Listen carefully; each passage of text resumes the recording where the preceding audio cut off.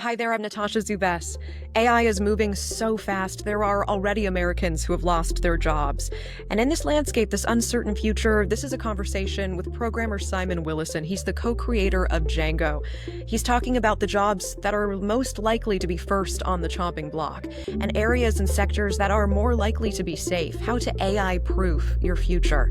He describes what keeps him up at night when it comes to the future of AI, and bigger questions, like how do we institute guardrails or develop this technology in a safe way here in the United States if countries like China are refusing to do the same?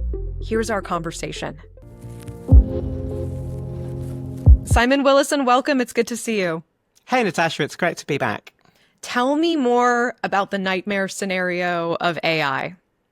Well, I mean, there are a few different nightmare scenarios. There's the science fiction one, there's the Matrix or Terminator or whatever, which is not something that I'm personally worried about.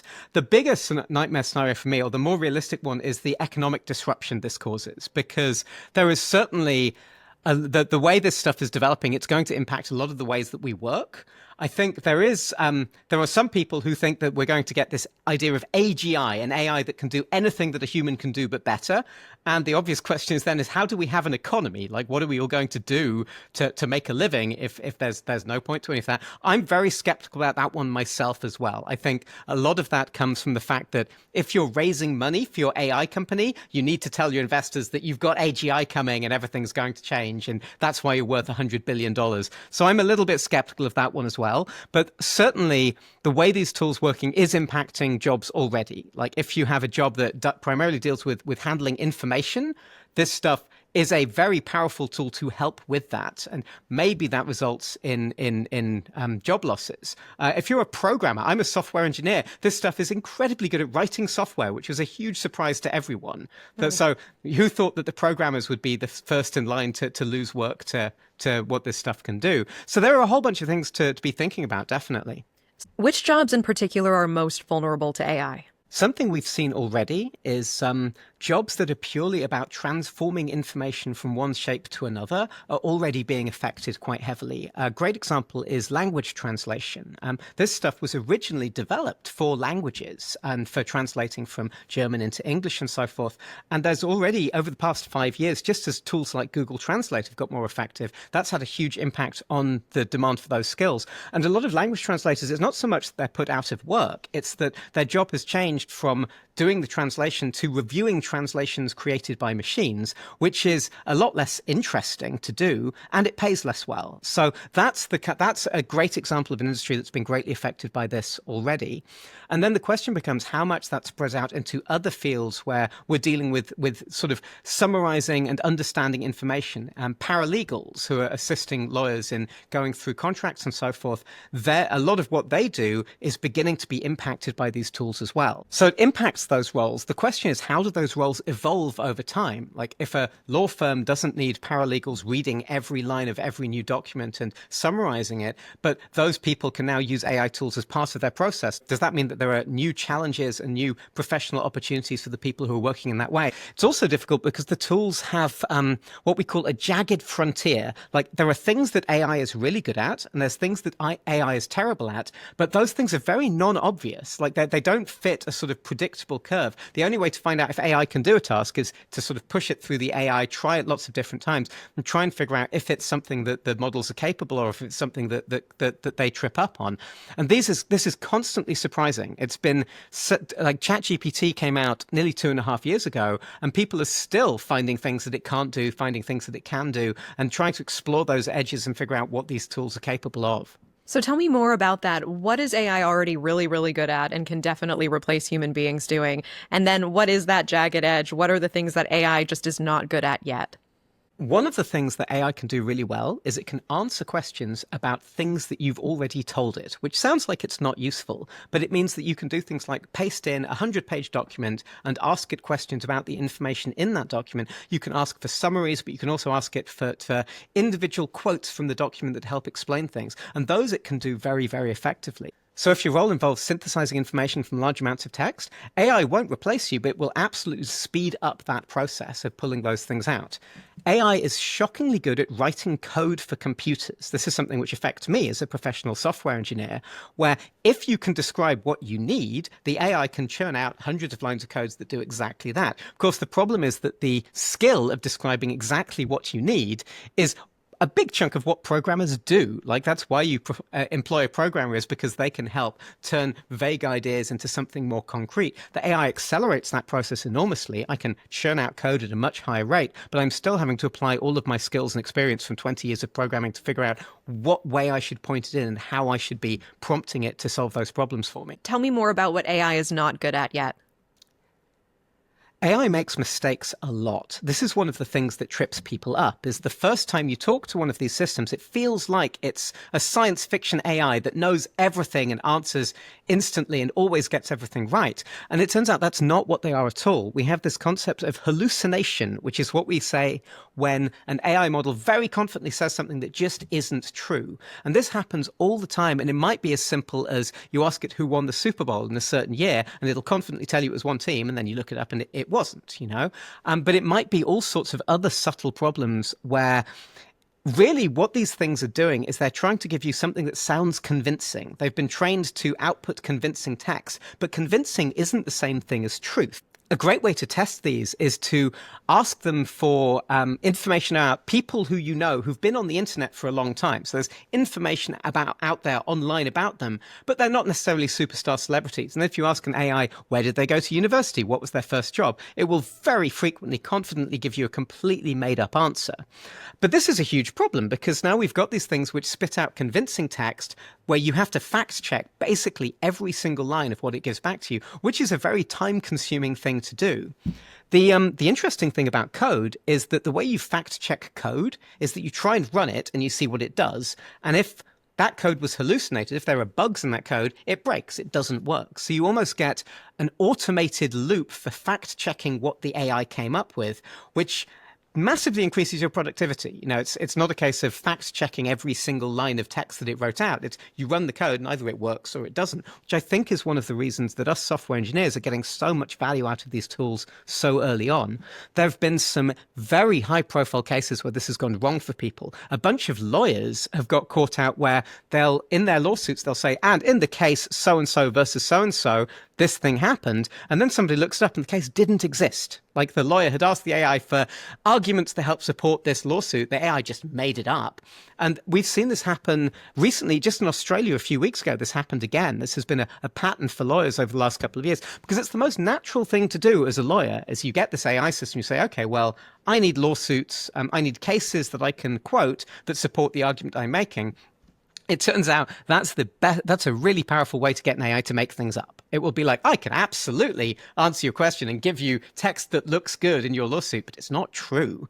And so this is an enormous limitation on these systems. It's something that really holds back what you can do with them. And it's a big risk. Like, lawyers have been told off by judges. They've had professional consequences because they trusted these systems without meticulously making sure that what they said was actually accurate. I asked ChatGPT which sectors, which jobs are most vulnerable to AI and which ones are most likely to go first. So that list is number one, customer service representatives. I mean, we definitely see that, right? AI chatbots just replacing human beings for sure. Well, this is an interesting point. So this company Klarna were one of the companies that really leaned into this hard a year ago. They said, we're replacing all of our customer support with AI. It's going to be amazing, save us so much money. They announced a reversal of that. They said they're hiring humans back again. And because it turns out human beings hate talking to an AI as customer support. Like, it's not a great experience for people. But is it just because the AI is not advanced enough yet? I mean, won't there be a point where we won't even be able to tell if we're speaking to a human being or not? Well, I think that gets into the ethics of this stuff. I think it's deeply unethical to present a customer with an AI support bot without letting them know that it's AI. That's just something which, if it's not illegal, it should be. It's definitely a very unethical way for a company to behave. But it also comes down to things where AIs, all they ever do is imitate training that they've had. Like, these things are imitation machines. And so you can try and feed them as many examples of positive interactions as possible. But if you're you're talking to customer support, sometimes it's because you've hit an edge case, right? You've got a real reason for talking to that company, which is that the thing that you're trying to do just isn't one of those normal things that the AI have been trained on. And that's where these things will fall over. Anything that comes outside of their training data is where things start to get difficult. So ideally, at the very least, you want a customer support bot that can upgrade to a human being when you hit those kinds of things. I think it is a field that is greatly at risk from this, but it's not quite as simple as just replacing your customer support team with an AI and expecting everything to go smoothly. Appreciate that context. Number 2 on this list, data entry clerks. I think we've already talked about that. 3, transportation and delivery drivers. Simon, I worry about America's truckers. I genuinely worry about them. And I don't know, I was just talking to Vivek Wadhwa about this, who we had on the show to talk about his 15-year friendship. He says love-hate relationship with Elon Musk. But he was like, the truckers are going. He was like, the truckers, it's already done. And trucking is this industry, that has really emerged in the last couple of decades where a worker can not go to college, cannot have a college degree, and can make a good 6-figure income, support a family. It is the backbone of, a lot of communities. Simon, are the truckers, are they done in the face of AI? I'm more nervous about that now than I was a year ago because self-driving cars have been coming soon in the future for over a decade. And it turns out it's one of those things where if you get it 98% right, that's not good enough. A car that 2% of the time crashes into things or drives off the road is a terrible thing. The thing that's made me more nervous is Waymo in San Francisco. Right? We now have these self-driving taxis, which actually do work. They've been operating on the roads of San Francisco for a couple of years now, and they're good. They're extremely safe drivers. The one catch with those is that sometimes they will get into a situation again which falls outside of their training where they don't know what to do, and then they kind of just stop. But the way Waymo solve that is they have human operators in call centers who can dial in and remote control the cars, and that's sort of how they've resolved that. Now, that's one thing when you're operating at sort of less than 20 miles an hour in a city center, and if something goes wrong, what you can about pull a over. semi-tractor trailer? Exactly. It feels to me like the huge vehicles on highways. That seems a lot more risky, and I think there's a reason that we're not yet seeing these sort of self-driving trucks actually starting to make deliveries, because the risk is so much higher. There's so much more that can go wrong. Just pulling over safely might work on a remote highway if the system is well enough constructed, but I don't know. So, given how well Waymo is now working, it does feel to me like we might see functional self-driving trucks at some point within the next 5 to 10 years. And again, the economic impact of that does sound really frightening to me. So yeah, I don't have anything super reassuring to say on that. It felt a lot less likely before the self-driving taxis thing actually proved itself to work properly. Number 4 and number 5 are retail workers and telemarketers. Any surprises there?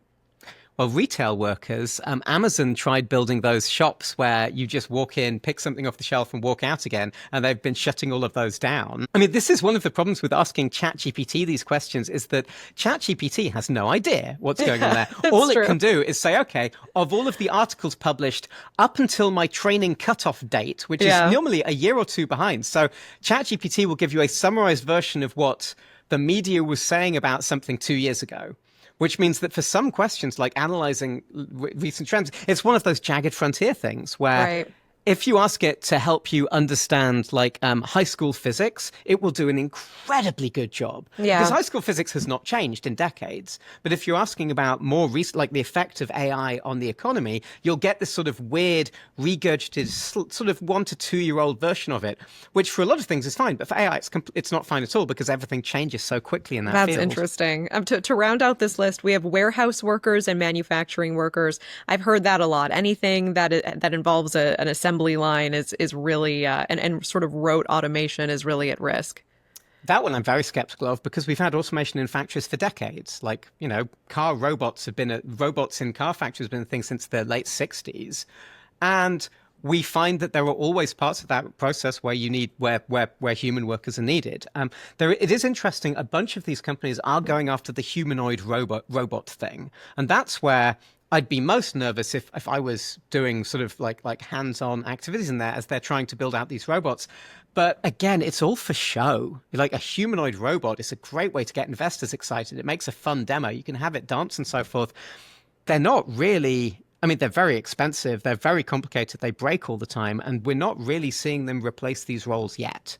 And so maybe this is more of a science fiction. It's a flashy demo. But in all of this stuff, we find that getting to a flashy demo is 10% of the work to getting to something you can actually use for real work. The Waymo cars were a flashy demo 15 years ago, and they're only just getting to the point where they're actually useful. Okay. So it's complicated, it's so difficult in this space to separate the hype from the reality. My focus in this space has been very much, I don't care what they're saying is coming soon. I want to know, what can I use today? Like, what's the thing which actually works and helps me with what I'm doing? Because that helps you stay grounded in the face of enormous amounts of hype and excitement and demos and people raising $1 billion and all of that kind of stuff.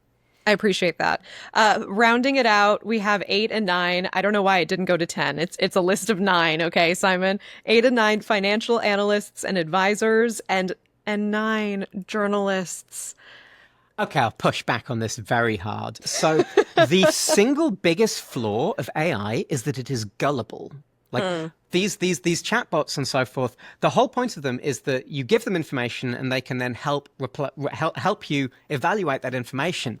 But they have absolutely no instincts for telling if something is true or not, which matters specifically for both financial analysis and for journalism, right? And the way I think about journalism is the art of absorbing information from a huge array of untrustworthy sources and figuring out what is the truth in amongst all of this. And that's something where you, as a journalist, you have to treat the AI as another untrustworthy source of information. It will tell you stuff. Whether or not that stuff is true, that's for you to figure out. So my hope for journalism is, I think this stuff applied responsibly can have so many positive effects in the field of journalism, because it means journalism can take on much more ambitious stories. If you want to analyze 10,000 police reports and figure out what the overall trends are, previously you'd have to sit down and read 10,000 documents, and that's not something which is feasible for a journalist on a deadline to do. If the AI can read those 10,000 things and give you leads on which ones look most interesting, it almost doesn't matter if it makes mistakes, because it's acting as a sort of lead generator. It's saying, okay, of these 10,000 documents, these 5 look like you should follow up on them. Maybe it missed 5, but if you get to tell a story from the 5 that it highlighted that you wouldn't have found otherwise, that's still a net positive. So there's a lot of applications in journalism which I think are really exciting. The cheapest thing you can do is have the AI write your stories for you. I just don't think that's... we've seen a few places try that. People can tell. It turns out human beings are very good at, especially human beings who use AI all the time themselves, they can spot when something is AI-generated text. What makes a block of text kind of fishy for you? What makes you suspect that it's actually written by AI? It's so interesting. And it's like some of it is vocabulary. There's this magical thing where the word delve is surprisingly common in AI-generated text. If something says that it's going to delve into something, that's an instant red flag. And the reason for that is, as far as the best theory I've seen for this is, all of these models are trained by, you feed them lots of examples, and then you have human beings who read the text that they're producing and say if it's good or not. And a lot of that work was outsourced to people in Nigeria a couple of years ago, because Nigerians have excellent English language skills and they're inexpensive compared to people in America. So lots of the AI labs are outsourced to Nigeria. It turns out Nigerian English is slightly different from American English. They use the word delve a whole lot more. It's just and I think that's why the AI models like using some of this vocabulary, because it's Nigerian English vocabulary, which is such a fascinating thing for that to happen. Of course, you can't get any of the AI labs on the record saying, yeah, no, that's definitely what's happened. And to be honest, they probably don't know themselves. One of the thrilling things about this field is the people building this stuff don't really understand how it works or what it can do, what it can't do. They put it out into the world partly so they can learn from what we figure out when we use these systems. It's just such a weird way of building this sort of groundbreaking technology. And so, Simon, I understand that Kuwait, they're already using an AI news presenter instead of a news anchor. Tell me I shouldn't worry. It's such a gimmick, isn't it? I mean, you get these AI influencers on Instagram who blew up like a year and a half ago, and I think everyone got bored of them, right? I would absolutely watch the first few episodes of an AI just because it was interesting.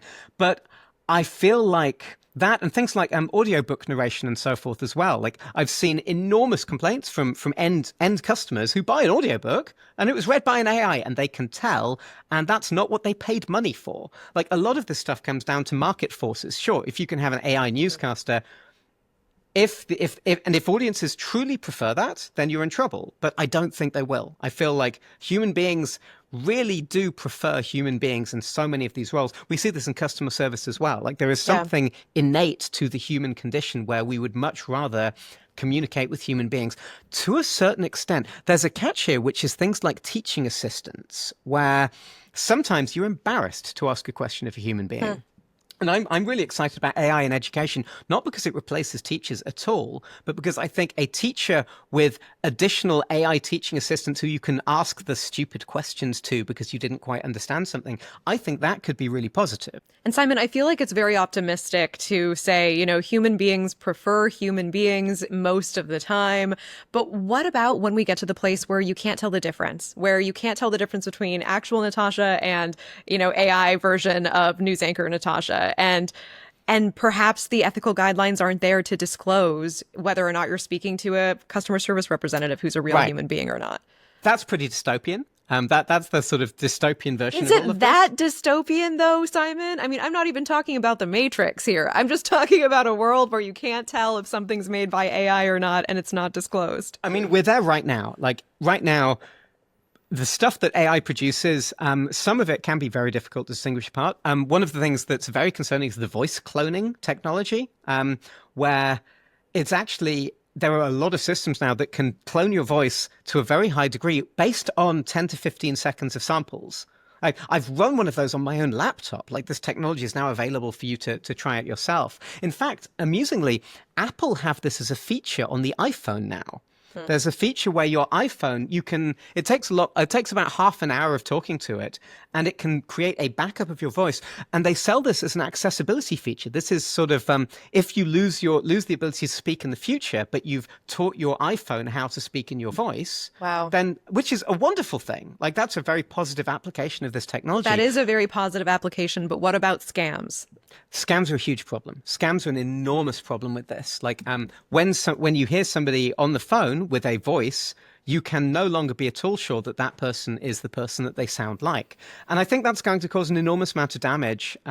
Hopefully, over the next few years, we're going to begin to develop inoculation against that as a society. We'll learn that just because somebody called you and spoke to you like so-and-so, you need to, like the moment they start asking you to transfer the money or so forth, you need to be on alert. But no, I think that's going to be deeply, deeply concerning. That's an interesting example as well, where this was a problem beforehand. There are people out there who are great mimics, right? There are people who can do a really good job of imitating someone else's voice. Thankfully, very few of those people are evil and have been scamming. So if you were a scammer, you could try and find a talented mimic to pull these scams. But most scammers weren't finding that talent. The difference now is that it's cheap and it can be done by a computer. So bad people who previously had trouble finding somebody to work with them who was good at mimicking voices now have access to this technology instead. Yeah, and I know you've said you're particularly concerned about romance scams in AI. Tell me more about that. I mean, this is one of the most harmful form of scam that we have today. And I'm sure almost everyone has seen these. If you get a text message from an unknown number on your phone saying, hey, and you reply to them, and they'll try and build a relationship with you. And the goal is to effectively to get you to fall in love with this mysterious stranger who will then start asking you to pay for plane tickets and all of that kind of stuff. And these have been a huge problem for several years now, but they were being run by human beings. And actually, this was genuinely, there were people in sweatshops, like sweatshops in the Philippines would get people in. Again, these are countries with a low cost of living and a high quality of English language skills, which makes them a great place to operate these sort of shady businesses out of. And yeah, they would have people who were forced to scam people via text message all day. Now you don't even need that. The AI models are extremely good at convincing messages that are very short. It's much harder to tell if it's a human being or an AI if there's only sort of 3 or 4 sentences in a message. So this is a huge problem, and it's a problem that scales up. It's much cheaper now to run these scams at a much higher level because you don't even have to have human beings, and you'll transfer to a human being once somebody's hooked. But yeah, I think that's a huge problem. And again, as a society, we need to just understand the risks from here. We need to get better at supporting each other, spotting when people we know are maybe getting caught up in these things. It's going to be really difficult. Simon, this is something that, particularly worries me. I am constantly trying to shut down fake spammy scam accounts that are using my name and photograph, who are talking to viewers and talking to fans. And I've had so many, especially it seems like it's exploded in the last 6 months. So many viewers message me and say, "What happened? I really miss saying good morning first thing in the morning. Oh my I miss goodness. our calls in the evenings." And so many, it's sickening to know that so many people have been had, that so many people think that they're in a relationship with me when they're not. And I can only imagine when AI enters the picture, when there isn't a real human being behind that keyboard or behind that phone call or whatever that is, you know, just the scale of this is going to be unmanageable. And I just don't think that the infrastructure and resources are there to mitigate and deal with this. It has such real consequences. And I feel so bad. It ruins people. No, it's terrifying. There's a very unpleasant name for some of these scams. They're called pig butchering scams.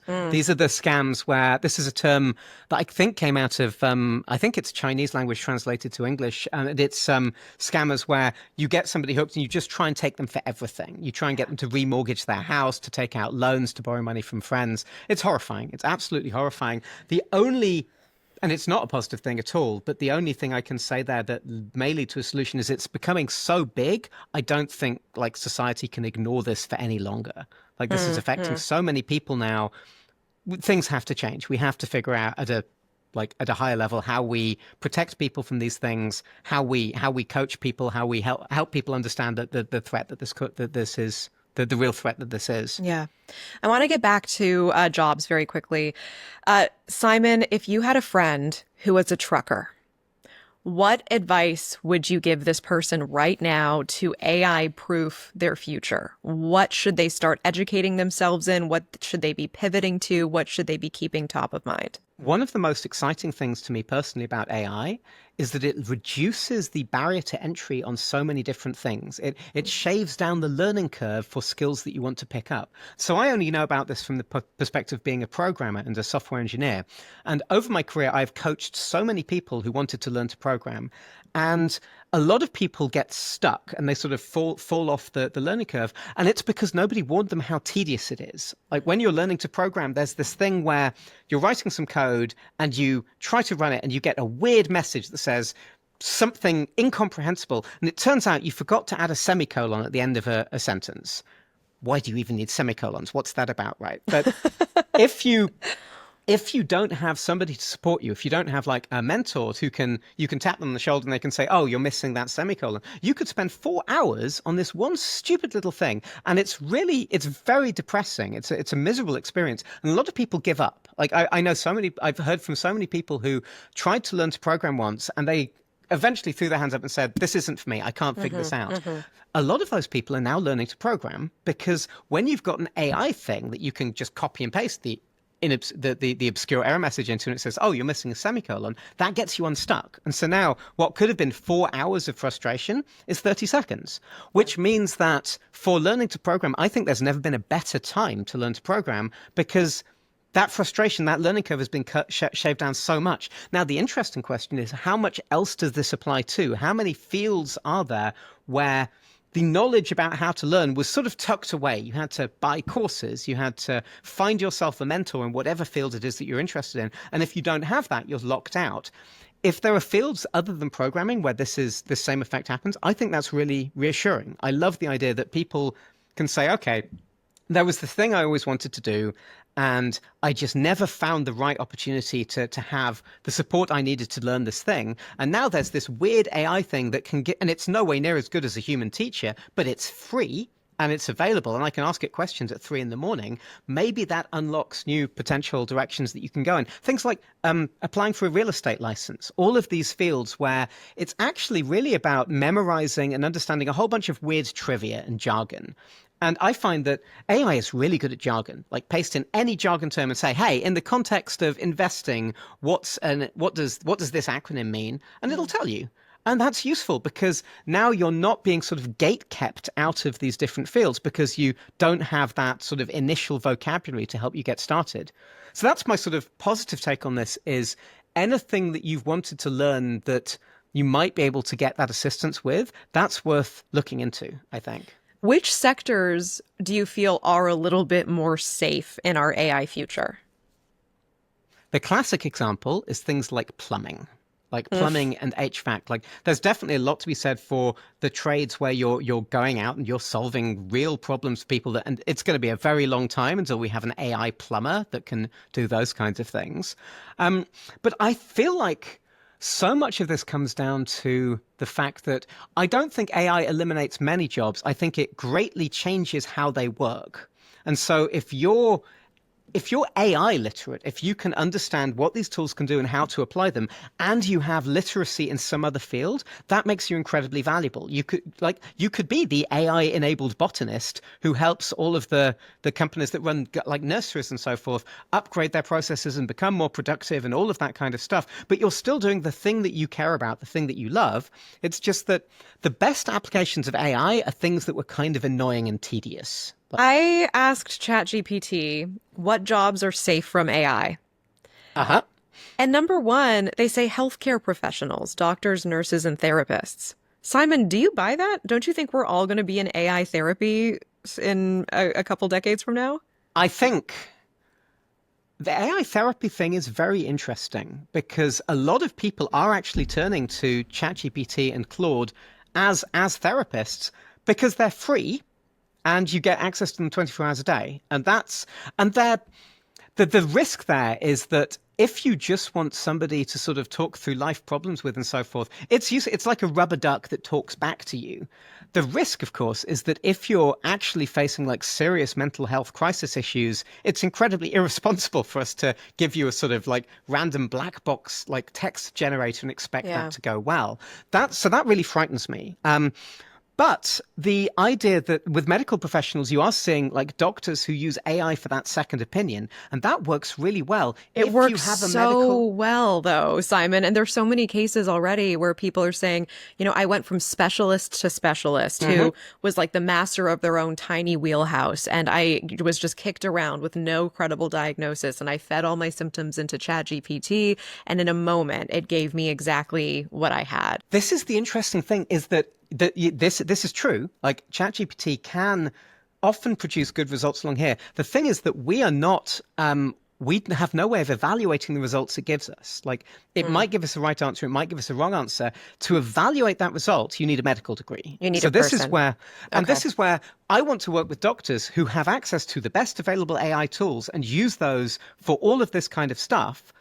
But still, they are applying their medical judgment. Like I said, these things, AI, it makes things up, it hallucinates, it's very gullible. It might make mistakes that could be catastrophic in healthcare. I would 100% trust a doctor who I can go to with my ChatGPT diagnosis, and then we can have the conversation, they can do the research. That's a much safer way for this to work. So, Simon, it says in terms of jobs that are safe from AI, number 2, creative jobs, writers, artists, designers, and musicians. Oy, oy, oy. Simon, Wow. this hurts my heart. I have to tell you, we had John Driscoll Hopkins, who is one of the founding members of Zac Brown Band, on the show, and I played him songs from Suno.ai that were written in the style of Zac Brown Band. One was about being afraid of the dentist. Got that fear of the dentist and a mouthful of fright. Daddy always told me to brush twice a day, but now the drill sounds got me running away. Gotta go under those bright lights, can't delay, but my knees start shaking like I'm made out of clay. I got me too trouble, not feeling so fine. The other one was a more somber song about the pain of being AI and not being human. Is there a ghost in the machine? taken my place and echoed me with a cold mirror face. I gave my heart, I bared my pain, but a new world's risen with every falling rain. They were good, Simon. They were good, but they weren't great. But That's they what's will be. interesting. We're just at the beginning, Simon. This is a fascinating field. Like already, this is having serious impact on commercial artists who are the sort of like who did think like they would make illustrations for blog entries and so forth. That's taken a real hit because an AI, if you're doing something where the quality of the art doesn't have to be the best in the world, you want a nice illustration. These AI models will churn out actually competent enough illustrations that maybe you'll pick those over a human artist. It's another case where I would much rather work with a human artist who can turn things around much faster because they have AI assistants. But I'm not going to say that you're not at risk if that's the work that you're doing and your customers are the kinds of people who might ditch you for something that costs them $5 a month. Like, yeah, that's risky. Money speaks, right, Simon? And like graphic designers, graphic artists, product photographers, like book cover designers. I mean, they're done, don't you think, Simon? They're not done. This is it. But I feel like it's one you have to be able to produce better work than the AI does on its own. Like I think about this a lot in terms of sort of movie making. Like that's a field where making an hour of television, like especially sort of really, really good shows, incredibly expensive and takes a lot of very talented people. But actually, they've been using AI tools for decades. A great example: the Lord of the Rings movies, the armies of Mordor were using generative AI of the like from 2001 because you can't have human artists animate 10,000 orcs all at once. Yeah. So that industry actually has been Everything Everywhere All at Once used AI retouching tools for the beautiful scene with the rocks. That there was a little bit of AI magic in the background of that. But I feel like that's an example of how if you give these tools to incredibly talented, incredibly like creative people, they produce even better work. Like that movie won a dozen Oscars or something because it was an extraordinary creative vision. And that's where I feel like creative people, I love the idea that creative people can take on more ambitious projects, can tell even better stories. But yeah, at the same time, if you're doing illustration or like stock photography, this stuff is a real risk. Yeah. Absolutely. And you're speaking to a huge LOTR fan. So, I mean, I vividly remember the like extended DVD, Peter Jackson explaining the like pioneering technology of the masses of orcs and how each individual one had its own movement and was fighting its own battles. I completely remember that. I use AI for storytelling for personal entertainment all of the time. And one of my favorite demos, because I've got one of these AI models that completely runs on my telephone. It's not even like in the cloud. It runs on my iPhone. And I will pull it out and I will show people that I can tell it, write me the outline of a Netflix Christmas movie where a tree surgeon falls in love with a high-flying corporate lawyer.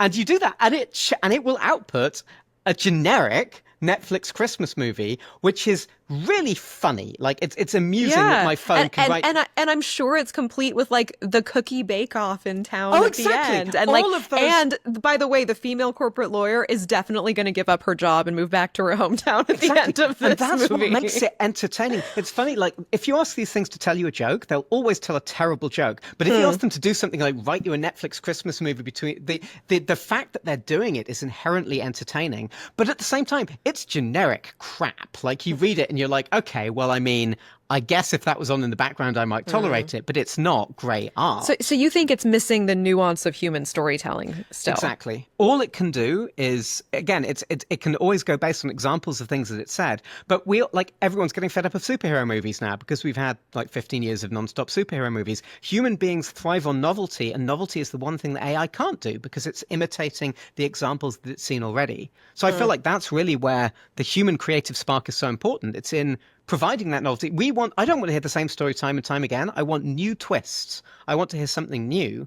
And if you can give me something new, and if AI helps you brainstorm those ideas and so forth, that's fine. But fundamentally, it's about taste. Like a thing that an AI shoved out is going to be kind of rubbish. If a Yeah. human being with taste filtered that, if it got the AI to write 20 stories and it said, okay, this is the most interesting, and then added that human flavor on top, that's the point where the thing starts to get interesting. But it took a human being with taste to turn something from just generic into something genuinely great. As sort of related to this topic of creativity and art, I want to read you this post on X, this tweet that really stuck with me. It's from author J Mac.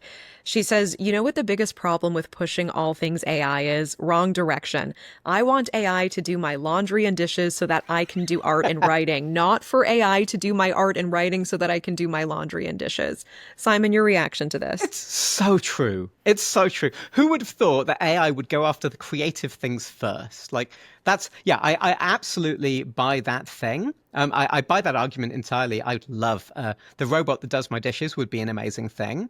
Although I kind of feel my dishwasher already is a robot that does my dishes. It's just it doesn't have arms and legs. But yeah, and this is why the thing that excites me is when creative people get to be more ambitious with what they're doing. Yeah. Like, imagine if I, as an individual creator, could produce a scene like the orcs in Lord of the Rings as part of something I was doing. That would probably be rubbish because I don't have the taste of a movie maker to make something really great. But I feel like there was that thing where YouTube and TikTok suddenly meant that anyone in the world who has a smartphone, and a lot of people have smartphones now, can produce like talking head content and get it out there. I see where you're going with this. You feel this technology of creativity. You feel this technology will democratize the creativity and the means for human beings to be able to express themselves. What I'm worried about, Simon, one of my very good friends from college went into the entertainment industry and the producing and the writing side, built this incredible career. She's out of work right now. She got laid off from her job. She was, in the field of writing for television shows, etc. And she has been unemployed for more than 6 months now. And she's like, I am now applying for jobs that I would have barely even considered straight out of college. She was like, and I can't even get an interview. She was like, we're all looking for work right now. So on the one hand, like, yes, utopian version of this, wouldn't it be wonderful if AI just armed creatives to be more creative? But is that what's actually happening? Is that what we're seeing now? It's so tough right now. It's a bit like Hollywood in particular, which again, it feels to me like it's a bit like software where the actual reason that it's hard to get a job now is that we had a huge hiring boom during COVID, which then crashed. In Hollywood, they had the streaming boom, right? All of the streamers had billions of dollars going into new shows. And then when that started looking a little bit shaky, they all stopped. And now you've got all of these people who'd moved to Los Angeles to work in this industry. And suddenly the demand in the industry has massively fallen. And it's horrifying. Like, it's a terrible place that I've heard so many stories from people like this who had these creative careers that were working out. And then the number of available jobs just fell. So yeah, I think it's one of those cases where both things can be true at the same time. It's a terrible time to be in those creative industries, especially in Los Angeles. The opportunities for individuals and small teams to start producing like new things with these tools are still also really, really interesting to me. Again, getting back to Everything Everywhere All at Once, the VFX team on that film were like half a dozen people or something. Like they pulled that film off with a very, very small creative team.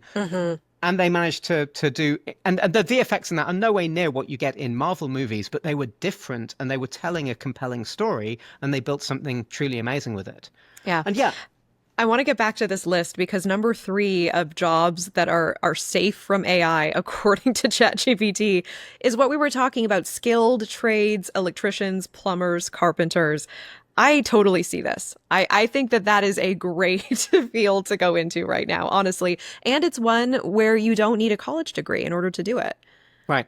Yeah. No, that certainly works for me. It's needed everywhere in the country. Like, there will never be a shortage of houses that need help with those kinds of things. It's interesting. Some of those fields have been affected, like roof inspections are now done by drones, for example, which means that people who used to go up on ladders and inspect roofs, now those people are doing that work. It's much safer because you don't have to go up on the roof.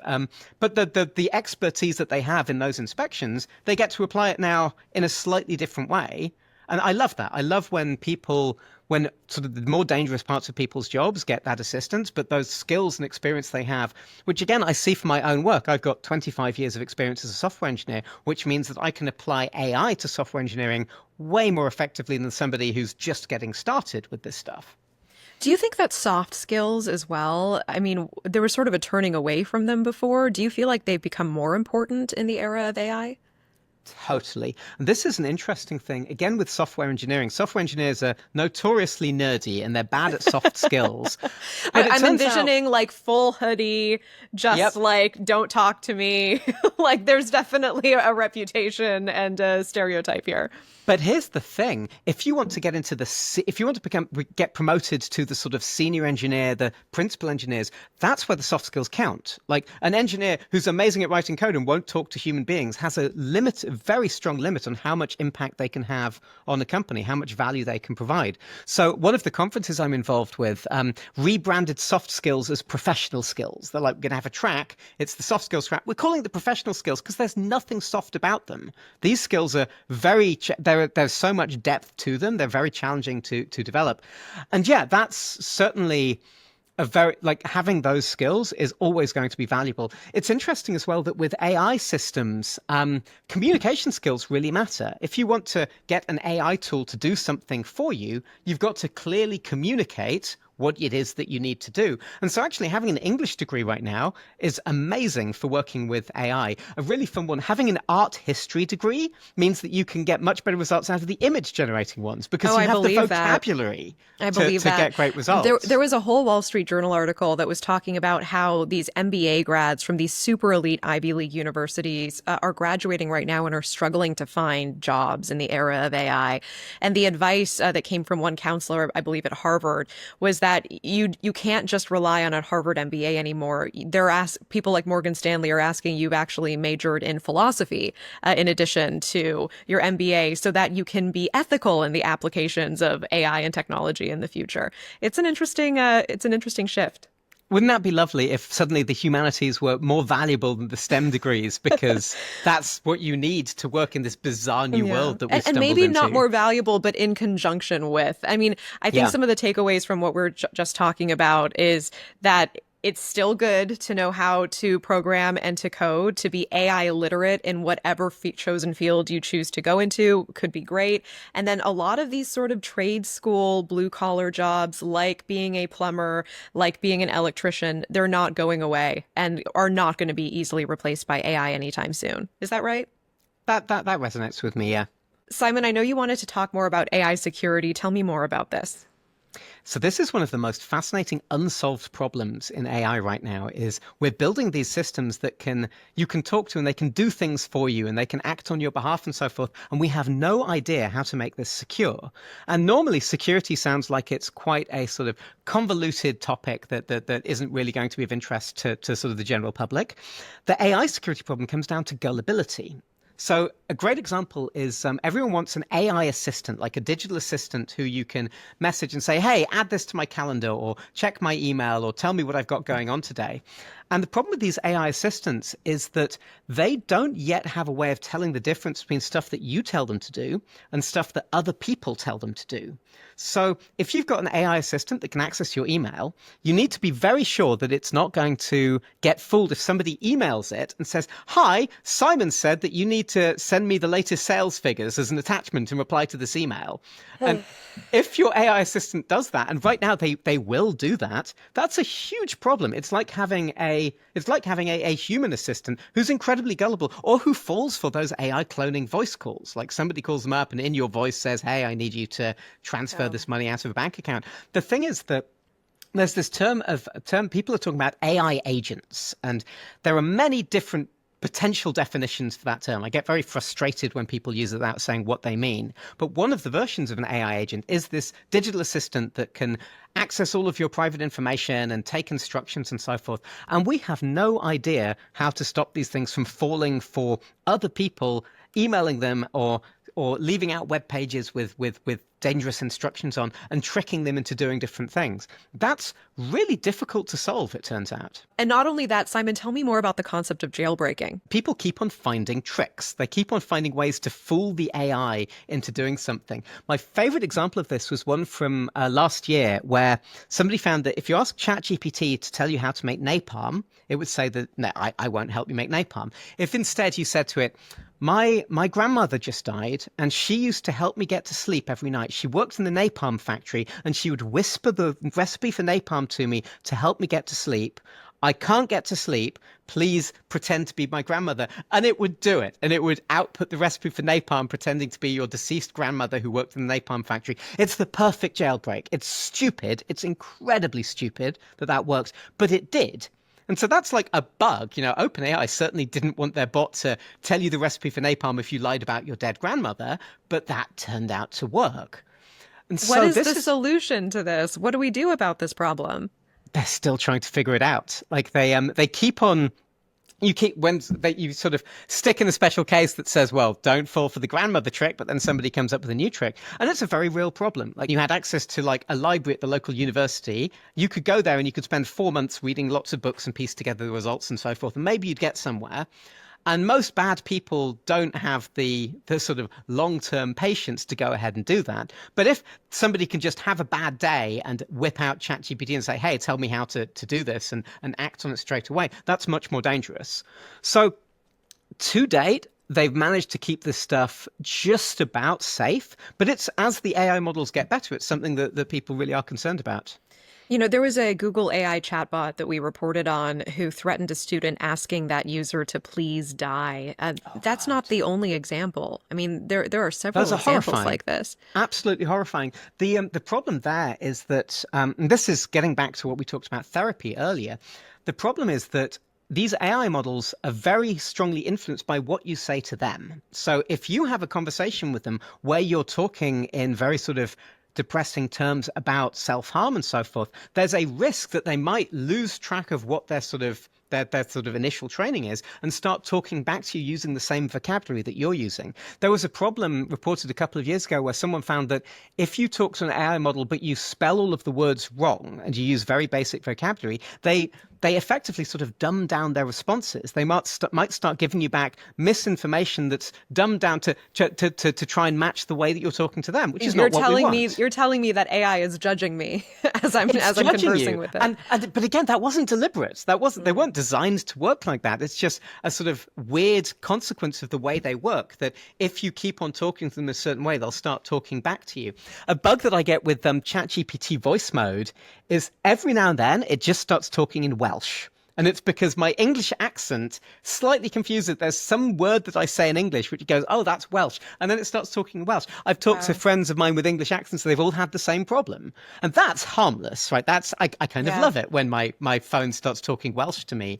But it's a great example of how weird this stuff is and how it can break in so many different ways. Simon, are we racing towards annihilation? Why are we doing this? Why are we doing this to ourselves? I mean, is it just a matter of time? I think a lot of people are worried, Simon. Should we be worried?